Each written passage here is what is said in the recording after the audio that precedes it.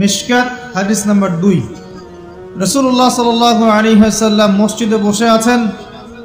এমন সময় একজন ব্যক্তি মসজিদে প্রবেশ করলেন। আমার কি ভাষা বুঝতে পারছেন? আচ্ছা, আমি চট্টগ্রামে গেলে বিপদ। চট্টগ্রাম, কক্সবাজার, সিলেট, আমি কোনো ভাষা বুঝি না।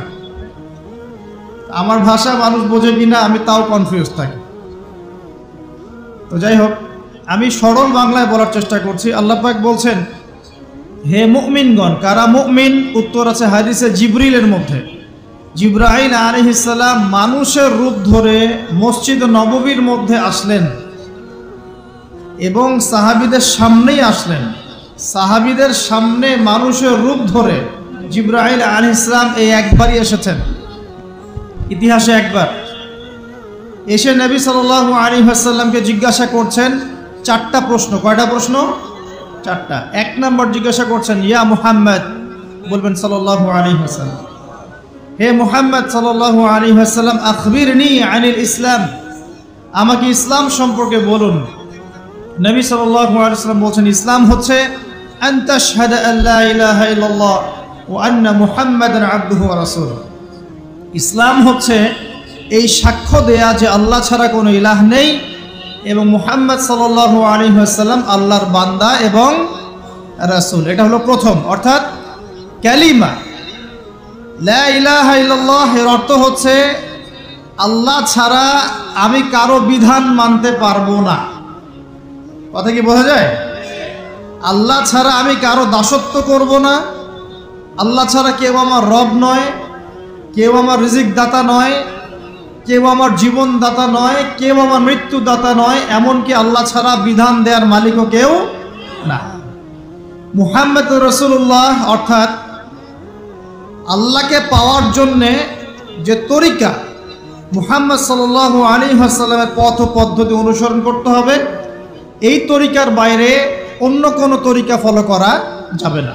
হ্যাঁ, তবে তার তরিকা ফলো করা যাবে যার কথা এবং কাজ নবীর সাথে মিলে যায়, আলহামদুলিল্লাহ। যারটা মিলে না তারটা নেওয়া যাবে। মুহাম্মদ রাসূলুল্লাহ মানে নিজের মন গড়া কোনো কাজ করা যাবে না। ইবাদত করার ক্ষেত্রে প্রত্যেকটা কাজ নবী সাল্লাল্লাহু আলাইহি ওয়াসাল্লামের সুন্নাত মোতাবেক করতে হবে। মুহাম্মদ রাসূলুল্লাহ সাল্লাল্লাহু আলাইহি ওয়াসাল্লাম। 2 ওয়া আন তুকিমাস সালাহ, তুমি 5 ওয়াক্ত সালাত আদায় করবে। একটা হাদিসের মধ্যে এসেছে, মান তারাকা সালাতা মুতাআম্মিদান ফাকাদ কাফার।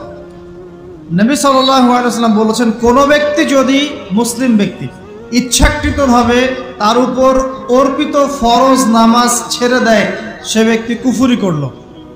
কি করলো? আর মুয়াজ বিন জাবাল রাদিয়াল্লাহু আনহুকে নবীজি বলছেন, মান তারাকা সালাতা মুতাআম্মিদান ফাকাদ বারিআত মিন যিম্মাতিল্লাহ। যে ব্যক্তি তার উপর অবধারিত ফরজ নামাজ ছেড়ে দেয়, সে যেন আল্লাহর জিম্মেদারি থেকে মুক্ত হয়ে গেল। আল্লাহর কোনো জিম্মেদারি নাই তার উপর। 90% মুসলিমের দেশে এটা খুবই দুঃখজনক যে আমাদের মধ্যে বেশিরভাগ মানুষ 5 ওয়াক্ত নামাজ পড়ে না। শুধু বড় গলায় কি 90% মুসলিম বললে হবে? যখন 90% মুসলিমের দেশের 100% মুসলিম 5 ওয়াক্ত নামাজ পড়বে, ইসলাম এমনি এমনি প্রতিষ্ঠা হয়ে যাবে ইনশাআল্লাহ তাআলা। যখন মুসলিম কান্ট্রির বেশিরভাগ মানুষই নামাজি হবে, ইনশাআল্লাহ আল্লাহর জমিনে আল্লাহর দ্বীন প্রতিষ্ঠা হয়ে যাবে ইনশাআল্লাহ। আমরা যদি নামাজ আদায় না করি, দ্বীন কি প্রতিষ্ঠা হবে ভাই? আমরা তো আমাদের দেহের উপরেই দ্বীনটা প্রতিষ্ঠা করতে পারলাম না। পরিবারে করব কিভাবে, সমাজে কিভাবে করব, আর বিশ্বে কিভাবে করব?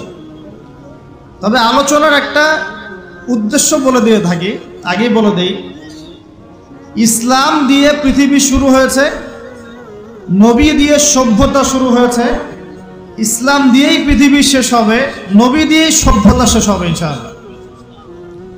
শুরু হয়েছে আদম আলাইহিস সালামকে দিয়ে এবং শেষ হবে ইনশাআল্লাহ তাআলা নবী ঈসা আলাইহিস সালামকে দিয়ে। এই কথাটা মাথায় রাখবেন। ইহুদিরা অপেক্ষা করে বসে আছে। কিসের অপেক্ষায় বসে আছে? সব ইহুদি না অবশ্য, যারা জালেম, জায়নিস্ট, বদ, এরা অপেক্ষা করে বসে আছে যে শেষ জামানায় তাদের একজন মাসিহ আসবে। কি আসবে? মাসিহ মানে ত্রাণকর্তা, উদ্ধারকর্তা। যেই মাসিহ আসলে পরে তারা সারা বিশ্বটাকে শাসন করবে এই জেরুজালেম থেকে। কোন জায়গা থেকে? নাম শুনছেন? কোন দিকে এটা? ইসরায়েল। আচ্ছা, ইসরায়েলের না, এটা ফিলিস্তিনের। কার? এই জায়গার মালিক কে? এই জায়গার মালিক আমরা। এটা আমাদের জায়গা। 3টা মসজিদ আপনি সফর করবেন সোয়াবের আশায়। তার সবচেয়ে শ্রেষ্ঠ মসজিদ হারাম মানে মক্কায়। 1 রাকাত নামাজ পড়বেন, 1 লক্ষ রাকাত নামাজের সওয়াব হবে ইনশাআল্লাহ। 2 নাম্বার মদিনা, 1 রাকাত নামাজ পড়বেন, 1000 রাকাত নামাজের নেকি হবে ইনশাআল্লাহ। 3 নাম্বার কি? এই যে আকসা, আমরা তো ভুলেই গেছি। আকসা আমাদের, আকসা কাদের? তারা দখল করে নিয়েছে। আচ্ছা, দখল করেছে আমাদের কারণেই, আমাদের দুর্বলতার কারণেই। কিন্তু এই ভোগ দখল চূড়ান্ত হবে না, কারণ তারা অপেক্ষা করছে একজন মাসিহের জন্য, যেই মাসিহ আসলে পরে তারা জেরুজালেম থেকে বিশ্ব শাসন করবে। এখন কিন্তু বিশ্বের বড় বড় ডিপার্টমেন্টগুলো ওরা শাসন করে। খেয়াল করেছেন কি? আপনি যে প্রযুক্তি ব্যবহার করেন এগুলোর চাবিকাঠি ওদের হাতে। আপনি যে অর্থনৈতিক সিস্টেমটা ফলো করেন, ব্যাংকিং সিস্টেমগুলোর কথাই বলছি, এর মূল সূত্র কিন্তু ওদের হাতে, সুতা ওদের হাতে লাটাই। ইভেন আমরা যে পলিটিক্যাল সিস্টেমগুলো ফলো করি না, এগুলোর তন্ত্রমন্ত্র ওরাই দিয়েছে। যে মিডিয়াগুলো আছে বিশ্বে বড় বড়, সবকিছু ওদের হাতে। ফাইন্যান্স বলে, ফাইন্যান্স মানে বাণিজ্য, ট্রেড, এগুলো ওদের হাতে। বিশ্বের বড় বড় সেক্টরগুলো ওরা শাসন করছে, এটা সত্য। আরেকটা মারাত্মক কথা হচ্ছে, বিশ্বকে শাসন করতে হলে কিছু অস্ত্র লাগে। কি লাগে? অস্ত্র শস্ত্র ছাড়া হবে না। একটা দেশের সাথে একটা দেশের মনে করেন খারাপ সম্পর্ক, এখন একটা দেশের কাছে আছে দাকুরাল, আর একটার কাছে আছে পারমাণবিক অস্ত্র। কে জিতবে? যার কাছে যত ভারী অস্ত্র আছে, শক্তিশালী, তার দাপট তত বেশি। তো এইসব বড় বড় মারণাস্ত্রগুলো, যেগুলোকে আমরা বলি নিউক্লিয়ার ওয়েপেন্স অথবা বলি থার্মোনিউক্লিয়ার ওয়েপেন্স, এগুলো ওদের হাতে। মাসিহ আসলে পরে তারা বিশ্ব শাসন করবে, এটা ওদের যে তালমুদ এই গ্রন্থের মধ্যে লেখা আছে। এবং তারা মনে করে যে এই দাজ্জালই হচ্ছে মাসিহ, তারা মনে করে। আর আমরা জানি হাদিস থেকে এই দাজ্জাল সত্যিকারের মাসিহ নয়। সত্যিকারের মাসিহ কে? ঈসা আলাইহিস সালাম। আল্লাহ পাক ঈসা আলাইহিস সালামের হাতে এই মিথ্যা মাসিহকে মেরে ফেলবেন প্যালেস্টাইনের বাবেলুদ নামক জায়গায়। কোন জায়গা? বাবেলুদ, হাদিসে বর্ণিত আছে। এবং তাকে মারার পরে নবী ঈসা আলাইহিস সালাম সেখান থেকে পুরো বিশ্বে আবারও ইসলামিক একটা খিলাফা কায়েম করবেন ইনশাআল্লাহ তাআলা। এটা হচ্ছে ইসলামের গন্তব্য, এটা হবেই। পৃথিবীর যত পরাশক্তিগুলো আছে এরা সবাই যদি ঐক্যবদ্ধ হয়ে যায় এবং এই ভবিষ্যৎবাণীটাকে মুছে ফেলতে চায়, কশ্চিনকালেও সফল হবে না ইনশাআল্লাহ। কারণ এটা বলেছেন কে? স্বয়ং আল্লাহ এবং তার রাসূল মুহাম্মদ সাল্লাল্লাহু আলাইহি ওয়াসাল্লাম। এটা আমাদের গন্তব্য, এটা সুসংবাদ দিয়ে শুরু করলাম। এখন আল্লাহ পাক আমাদেরকে বলছেন, হে মুমিনরা তোমরা আল্লাহকে ভয় করো। ইমানদার কারা বোঝাতে গিয়ে হাদিসে জিবরিল আসছে। জিবরাইল আলাইহিস সালাম এসেছেন, জিজ্ঞাসা করছেন ইসলাম কাকে বলে। নবীজি বলছেন আগে কালিমা, তারপরে সালাত। তো সালাতের কথা বলতে গিয়ে ওখানে চলে গিয়েছিলাম। আমরা যদি ইসলামের বিজয় দেখতে চাই তাহলে সবাইকে 5 ওয়াক্ত নামাজ পড়তে হবে। রাজি আছেন তো? আজকে থেকে 5 ওয়াক্ত নামাজ ছাড়বেন?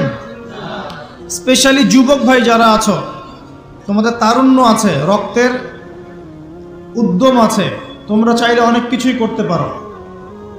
অনেক বার্ধক্যে উপনীত হওয়া মানুষ নামাজ পড়তে চায় কিন্তু পড়তে পারে না। তরুণদের কাছে আল্লাহ পাক সুযোগ দিয়েছেন।